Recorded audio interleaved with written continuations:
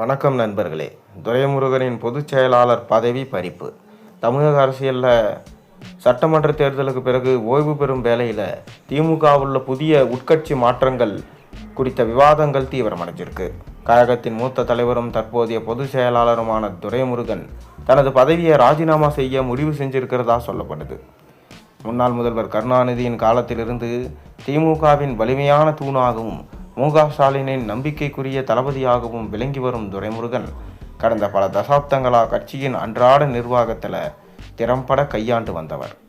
இருப்பினும் வயது மூப்பு மற்றும் உடல்நலக்குறைவு காரணமாக தொடர் கட்சி பணிகளை முழுமையாக கவனிக்க முடியாத நிலை அவருக்கு ஏற்பட்டிருக்கு. தேர்தல் பிரச்சாரம், மாவட்ட அளவிலான கூட்டங்கள் மற்றும் அலுவலக நிர்வாக பொறுப்புகளை சமாளிப்பதில் சிரமம் ஏற்பட்டிருக்கான். இதனால் அவர் பொதுச் செயலாளர் பதவியிலிருந்து விலகி ஓய்வு எடுக்க விரும்புவதாக தகவல் வெளியாயிருக்கு. துரைமுருகனுக்கு ராஜினாமா யோசனைக்கு பின்னால் ஒரு முக்கிய நிபந்தனை இருப்பதா அறிவாலய தரப்பில் பேசப்படுது.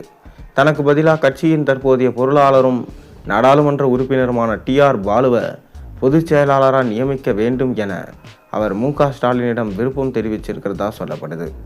டி.ஆர். பாலு டெல்லி அரசியலில் திமுக மூலமாகவும் நிர்வாக திறமை மிக்கவராகவும் அறியப்படுகிறார். எனினும் தலைவர் மு.க.ஸ்டாலின் இந்த முக்கிய பொறுப்புக்கு யாரை நியமிப்பது என்பது குறித்து தீவிர ஆலோசனையில் ஈடுபட்டிருக்கார்.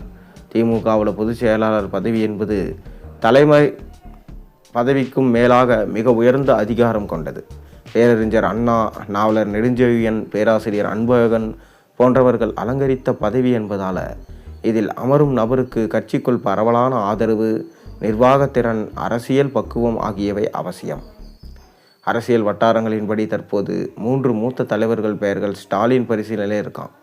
டி.ஆர். பாலு, ஆர். ராசா, கே.என். நேரு. இறுதி முடிவு மு.க.ஸ்டாலின் எடுக்கும் முடிவை பொறுத்ததே. சில வாரங்களில் அந்த அதிரடி மாற்றம் அதிகாரப்பூர்வமாக அறிவிக்கப்படலாம் என சொல்லப்படுது. இருப்பினும் இந்த தகவல்கள் அனைத்தும் தற்போதைக்கு அரசியல் வட்டார யூகங்கள் மட்டுமே. அதிகாரப்பூர்வ உறுதிப்படுத்துதல் இன்னும் வரல. தேர்தல் முடிவுக்கு பிறகு திமுக தனது அடுத்த கட்ட அமைப்பு ரீதியான நடவடிக்கை எடுக்கும் என்று நம்பலாம். நீங்கள் என்ன நினைக்கிறீங்க? உங்கள் கருத்துக்களை மறக்காமல் கீழே கமெண்ட்டில் சொல்லுங்கள். மேலும் சேனலில் போடுற ஒரு வீடியோஸ் முடிச்சுன்னா மறக்காமல் சேனலுக்கு சப்ஸ்கிரைப் பண்ணி லைக் பண்ணுங்கள், பெல் ஐகானை ப்ரெஸ் பண்ணுங்கள்.